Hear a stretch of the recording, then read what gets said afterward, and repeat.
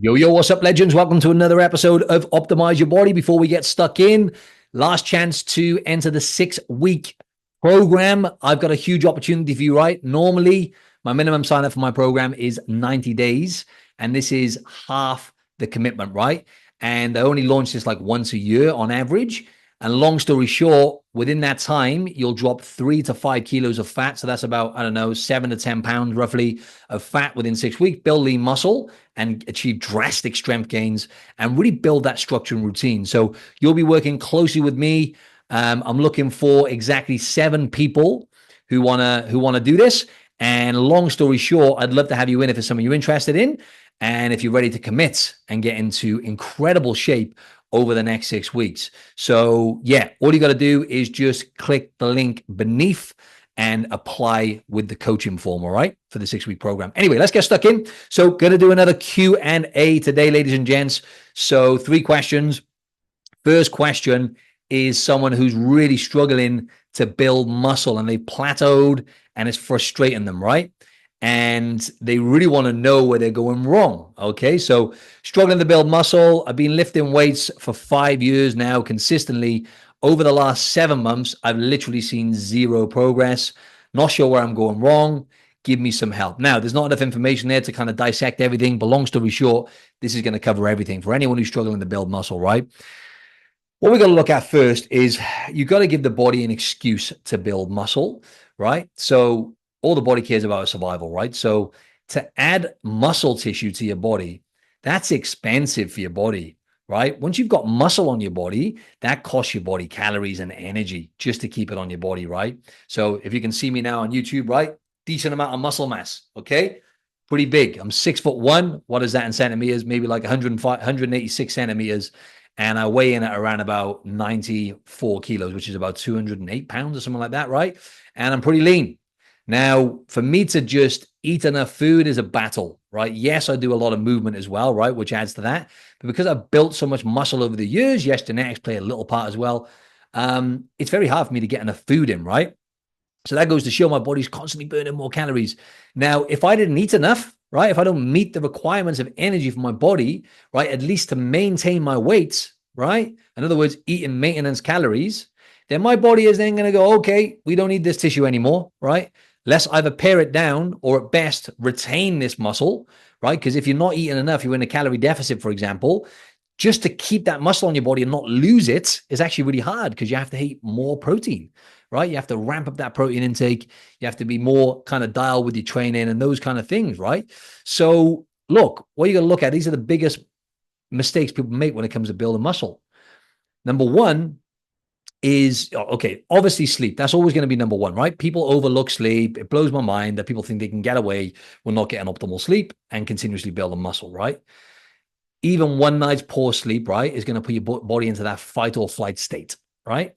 And when you're in that high cortisol fight or flight state, you're not going to be building muscle, right? Because your body just cares about prioritizing survival, right? Okay, we got to try and adapt now. And the metabolism then does all everything it's got to do to kind of get you basically in homeostasis, right? So good luck trying to build muscle if you're sleep deprived or not getting optimal sleep. 2, eat enough calories. I say this all the time, right? This is the biggest issue. People simply don't eat enough calories to build muscle. And yes, it's challenging. You've got to be structured with your meals. You've got to really think about, okay, how am I going to hit my calorie target to be in a little bit of a surplus? You've only got to eat about 5 to 10% above maintenance calories, right? So if your calories to maintain weight at 2,000, all you got to do is eat like 2,200 maximum. A little bit more than that would be fine. Let's say up to 15% more. And you're going to build muscle. It's not that hard. It's not that kind of complicated, shall I say. But you have to be disciplined, right? You have to be organized with your food to get those meals in and to hit your protein target as well, right? So you're simply not eating enough if you're not building muscle most of the time, right? Or you've got that psychological barrier, which is holding you back from eating more food because you think you're going to get fat. This is a very common thing, right? People don't build muscle because they're too, and I fall into this trap too. My girlfriend and I were just laughing about it yesterday. Like I could build more muscle if I was more aggressive with eating more, but I like to stay lean, right? So I'm always aware of calories and stuff, right? So yeah, I can still build a little bit of muscle, but it's actually hard for me because of that psychological barrier. And that'll just hold you back though. I eat enough because I maintain, or my weight goes up a little bit or stays roughly the same. It doesn't change that much, but I still build a little bit. I just maintain mainly now, right? But I know I'd have to go to that next level with calories, right? So look, that's holding you back probably, is just simply not eating enough because you're worried about gaining fat. That's constantly going to keep you stuck if you don't do that though, right? That's number one. So we got number one, sleep. We got two, simply not eating enough food. Number three is going to be your training programming. Now, this is very complex. I can't give you the direct answer, but long story short, if you're applying too much stress to your body or too much volume in the gym and you're pushing too hard, then your body's just going to prioritize recovery over adaptation. So, for example, if you're aching, a simple way to gauge this is if you're aching for longer than a day or two after lifting weights, that's not a good thing. People think, I've done really good. I'm aching for 3-4 days. I nailed it. You never. You actually got it wrong and you messed up, because then your body's just prioritizing recovery. We got to repair these muscles, repair. And you can't recover and adapt at the same time. What you want is you want your body to adapt to the stimulus as fast as possible to build muscle, right? So let's say I go and do a leg session. If I should feel like I've done something the next day, maybe I'm sore a bit for a day or two. Any longer than that, then the body's like constantly trying to repair, right? A day or two of repairing, and then boom, I can get straight back in the gym and probably do legs again if I wanted to, 2-3 days later, right? And I'm good to go. And then I can build muscle because I'm training more consistently on that body part. You see what I mean? So it's a fine line there, right?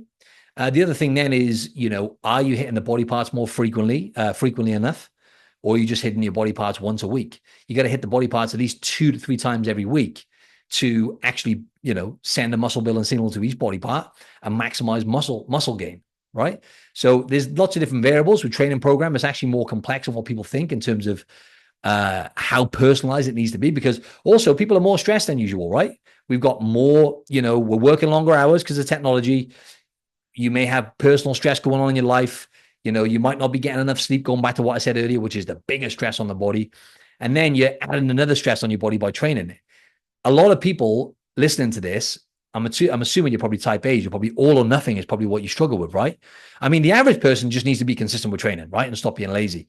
But a lot of people who actually train consistently, they do too much. I used to do the same. I fell into the trap of overdoing it because I thought I had to train and do loads of volume every workout. You actually don't. A lot of the times less is more.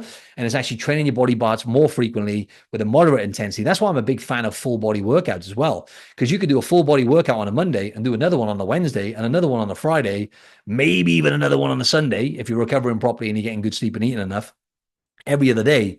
And you're hitting every body part, but it's like more of a moderate intensity, and you're going to send a muscle building signal to every body part and build more muscle, right? So that's stuff you got to take into account, right, when it comes to building muscle. Next question is, by the way, just to summarize that, you need to progressively overload your body, right? You're not going to build muscle unless you're progressively overloading. And that is going to be either adding more reps or more weight or like an extra set, for example, every workout. You've got to progressively overload the body to build muscle. And that's pretty much it. So let me have a quick sip of my water. Number 2 is how to stay consistent when life gets in the way. This is a great question, right? Now, what you're going to look at is consistency is key, right? And people don't take into account that life does get in the way. You do get sick sometimes. You do have stuff pop up, like if you've got kids, for example, that throws you off, or even just with work, that throws you off your routine, like you've got to travel with work. These things do happen. And the strategy that I put in place for clients looks different for every client, right? But I always say to clients, you got to understand, we have like a 24-hour rule, right? So I say to clients, if life gets in the way, which it will, it's not a case of if, it's a case of when, let me know within 24 hours, right? So I know why you can't, get to the gym, or why you can't, eat your meals, or whatever that is, right? So we're ready for that, right? Because that is going to happen. So the first thing is to pre-frame the fact that life will get in the way, right?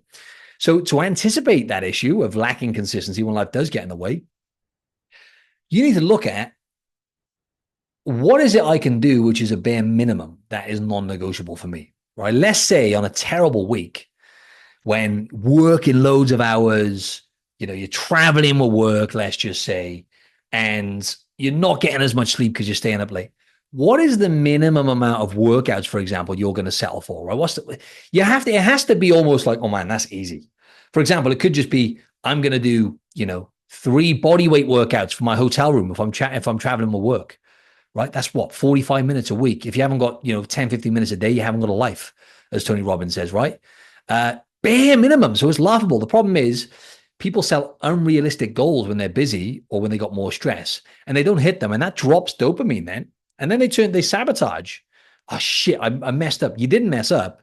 You just didn't plan and you weren't realistic and you're too all or nothing. So you didn't just do the bare minimum because then you're ticking a box and you're maintaining and you're boosting your energy and you're getting a good pump on, you're getting your heart rate up and you're being able to maintain a little bit of strength by activating your muscles, even if it's only 15 minutes.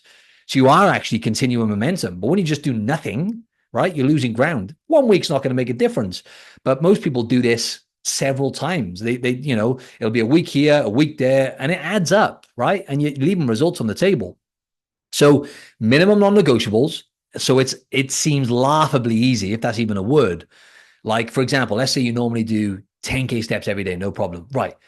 A busy work week, it might be better to lower the bar to like 8,000. Right. 8,000 is my non-negotiable.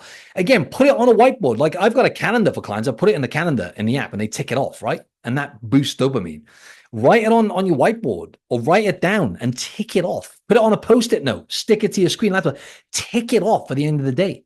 It feels good when you keep momentum and you actually get better results, obviously, when you're sticking to non-negotiables rather than doing nothing and then just going, oh, well, that's another week or two gone. That's dumb. Do the work and set non-negotiables, minimum ones, right? And then another one could be, right, okay, my non-negotiable is, okay, right, I'm eating out at work. I've got these work events. I'm going to track my food and I'm going to do my best to hit high protein, right? That's what I would say. Very simple, right? Set those non-negotiables and hit them. And also put those things in your calendar as well. Like, and I put it in front of me now, my whiteboard, like I say, my weekly goals and even my quarterly goals for the next 90 days. I've got them in front of me. If you can see it, you can measure it, right? And what gets measured can get managed. So have it in front of you, put it in your calendar, put like your workouts and your health stuff in your calendar. So it's mapped out in there, just like you do your work meetings and stuff like that, right? So that's another thing I would say for consistency. And it all comes down to mindset, right? Like when you fall off, get back on the bike, my friend, and just keep going. The problem is it's all just the talk that's going on in your own mind, right? You sabotage yourself. Get back up and keep going, right? No, you're not going to get results if you keep falling off every couple of weeks and having a week off when life gets in the way. Plan ahead. And it goes back, that's another big one, is pre-planning. Okay, I got this next week looks like chaos. What can I do to stay in control? Let's look at the 3 big rocks. Training. Okay, can I get to the gym? Which days can I train? Bang, let's slot that into my calendar and make that happen. Or do I need to this is another big one. Do I need to just train before the work day starts? You're going to be more consistent by doing it first thing in the morning. Do I need to just go to bed earlier and train before the day gets away from me so I don't not go to the gym? What do I need to do with my food? Do I need to get a meal prep company for this week to get me 1 meal a day? Because that's what some of my clients do, because they simply are just not going to be as consistent when they're prepping meals themselves. So we get a meal prep company, bam, even if it's 1 meal a day. Do I need to get that lunchtime meal? Or do I need to just prep my meals? How am I going to move? Okay, got to go for a walk in the morning to get that in. Plan ahead and make it happen. And then it just comes down to discipline. Get off your phone at nighttime, put the phone away, get a good sleep, get your ass out of bed in the morning before you check emails and scroll, right? And it's just discipline, right? Simple as that. So anyway, that's why I'm going to leave that one there. I could keep giving you strategies, but the foundation is always going to be discipline. But I hope those strategies help. Last question. How to track progress, right? I feel like I'm spinning my wheels. I'm not sure if my body's responding or not. I only weigh myself every week, and I was wondering how I can track this. I'm looking to build muscle and a significant amount of muscle this year. What's the best way to track? And how do I know if I'm not wasting my time? Good question, right? But some of that is common sense. Obviously, yes, we've got the scale like this person mentioned. We can do body composition. A DEXA scan is a really good way to do it, DEXA. Body measurements and body fat calipers, right? We can track that. We can also, track with photos. Obviously, photos don't lie, right? You take photos every couple of weeks or every 4 weeks and see how your body responds over the space of a year. And they're all the metrics to see this person also added in there. How do I track? I want to get stronger as well. So he's got performance goals here as well. So I actually want to build strength and muscle. is there other metrics to track other than just body composition weight? Got it. Okay, so there's some things you can do for body composition, of course, I mentioned there. But I'm a big fan of setting performance goals and strength goals, right? Because naturally, generally, you're going to build muscle from doing that anyway, right? Because you have to get stronger. And when you get stronger, you build muscle generally. So I would track that as well. And like I've got a lot of clients, especially female clients, like doing pull-ups this year, right? How can I basically do pull-ups, body weight pull-ups? Okay, let's build up to that. Let's factor in band assisted pull-ups into every one of your workouts at the start of each workout, 1 to 2 sets. So you can just do them often and get stronger. And let's see if we can add a rep on each week until eventually we're doing no band, right? That's what will happen. You know, a deadlift goal. Can I deadlift my body weight and a third or my body weight and a half even for 1 rep, right? And work towards that. Can I squat my own body weight for 1 rep and work towards that? Because to work towards those goals, you got to put the work in, man, to get stronger. You got to get good sleep. You got to show up in the gym and get stronger each time. You got to eat well and all those kind of things. So I'm a big fan of that as well. Or if it's a fitness-based goal even, right? Like a 10K, I want to run a 10K in a certain amount of time. Setting those goals beyond the scale and body composition is really, really important because most of the time you end up disappointed with body composition goals. So setting those strength goals, hitting them, it's really empowering. It feels good, even if it's a mobility goal as well. Like let's just say, for example, you want to be able to, I don't know, even touch your toes, for example, right? Like some people can't even do that. Okay, I'm going to work towards that. What does that look like? I got to do that every day. I got to work towards, you know, do the sit and reach test every day or whatever it looks like to you, right?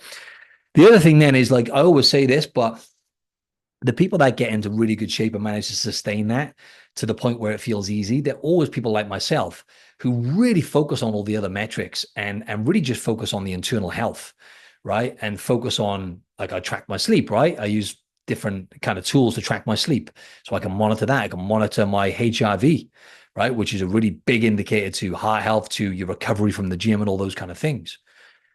I really try and pay attention to gut health, right? Because certain foods agitate my gut. And I know when my gut's off, I'm agitated. I'm definitely not going to build muscle if my gut's inflamed for longer than a day or two. And I'm not going to perform as well, etc. And I'm not going to look as good as a byproduct. I pay attention to, obviously, my energy levels, my productivity and all those kind of things, right? I know it sounds a bit woo-woo, but you gotta understand like what, because people just accept that they get like an afternoon crash in the afternoon, for example. Oh yeah, in the afternoon I have an energy dip. That's not normal, by the way. There's probably an issue with sleep. You're probably having your sleep compromised a bit there. If you're getting an energy crash in the afternoon, you might be having too much caffeine, or it could be both. So it's really paying attention to these things and dissecting those kind of things which impact health, which impact your energy levels, which impact your guts, which make you stronger, right? So they're the kind of things I would say there, to focus on health over aesthetics, focus on performance-based goals, focus on the other metrics other than the scale if you want to really be diligent with body composition, like photos and body fat calipers and DEXA scanners. But ultimately, it's always going to be that mindset shift of focusing on health, performance, and feeling good over aesthetics and looking good that actually makes you look better as a byproduct. So with that, ladies and gents, please give me a review on iTunes or Spotify. We really need your help with this. So we can get more people seeing it this year, get bigger guests on and bring you more value. So rate it on Spotify, rate and review on iTunes if you're listening on there, or if you're listening on YouTube's and you liked it, give me a thumbs up. Just simply give me a like, right, beneath the video, and comment if you can as well. That'd be awesome, so we can get more engagement. And if you haven't subscribed to the channel, please subscribe to the channel. Just click the subscribe button beneath. Cheers.